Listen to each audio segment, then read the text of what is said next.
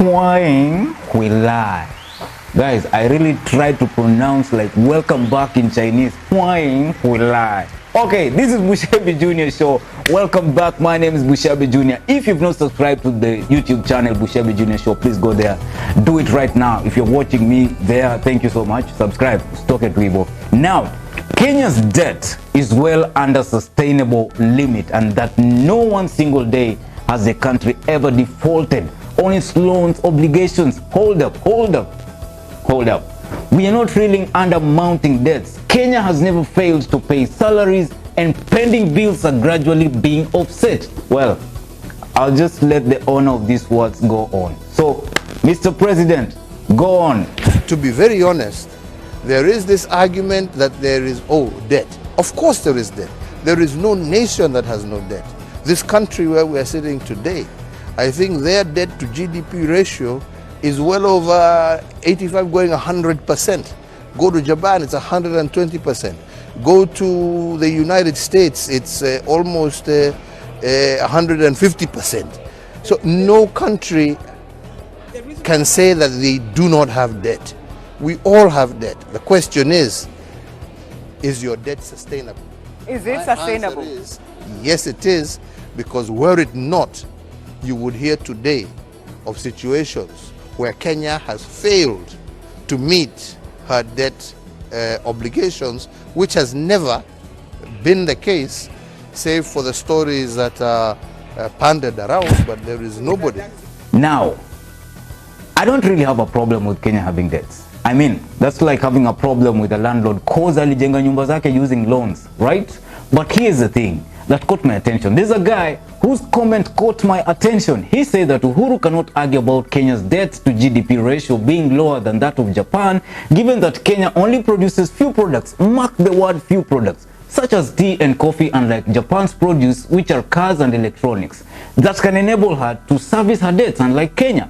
He went ahead to caution him not to compare Kenya's economy to that of Japan, saying that that's poor economics. I mean, you lecture our president, telling our president that he's practicing poor economics. Well, I agree that agriculture dominates the Kenyan economy, accounting to 40% of the overall workforce, which is around 70% of the rural workforce, and about 25% of the annual GDP directly, as well as contributing another 27% of GDP indirectly through linkages with other sectors. The country's major agricultural exports are tea, coffee, cut flowers, and vegetables. Kenya is the world's leading exporter of black tea and cut flowers though. So is Kenya paid in stones? Okay. So, according to this guy, we shouldn't borrow money because unlike the Japanese, we only produce tea. Boss, we export technology. People send money globally using mobile phones and pay Kenya in dollars. Now, in Nairobi, paying with bills on your mobile, it's easier than frankly anywhere else. Now, I'm not talking about contactless or any nonsense where you're Venmoing or PayPaling.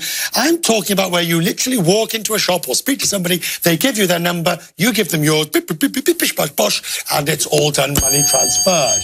Kenya has become a world leader in the mobile banking revelation, and it's all thanks to the system M-Pesa. It was launched by Vodafone's Safaricom, and in only a decade, M-Pesa has expanded its money transfer service to almost 30 million customers across 10 countries. We have limestone, soda ash, salt, gemstones, fluorspar, zinc, diatomite, oil, gas, gypsum, wildlife, hydropower, amethyst, aquamarine, lowlight, ruby, and sapphire, gold in Gold Mine City. Oh, okay, sorry. Ikolomani, but it's still gold mine. Wait, in fact, we are developing nuclear energy. Kenya is set to build a $5 billion nuclear power plant on a site in Tana River County over the next 7 years, with funding from private investors, Kenya Nuclear Electricity Board has revealed.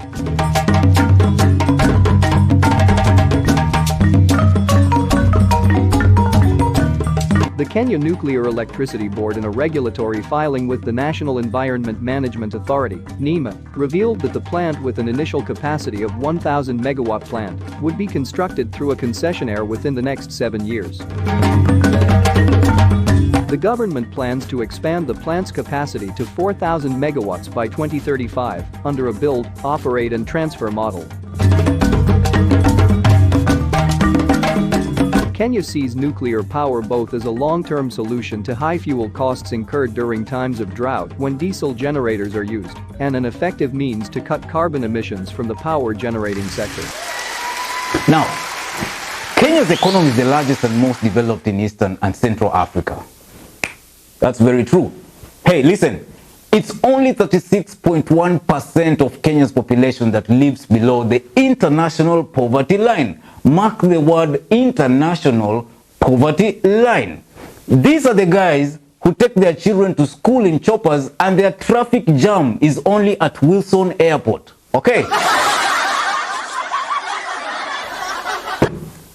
Okay, by the way, people, did you know that since 2008, we are building 6 new cities? That is 1, 2, 3, 4, 5, 6 cities under special planning concept for Nairobi metropolitan region, in which 6 thematic cities are included as part of an ambitious government plan to reorganize economic activities around the city, which is Nairobi.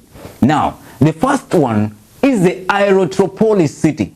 The second is the knowledge or health city. Then we have the cyber city in Machakos and still a sports city in Machakos. This is being developed in Machakos. So the next time you laugh at Alfred Mutua because he built a White House and talked to Formula One, just know that in 2008, there was a presidential order to develop these things. And in 2013, the then Lance Minister James Orengo signed the order concept paper.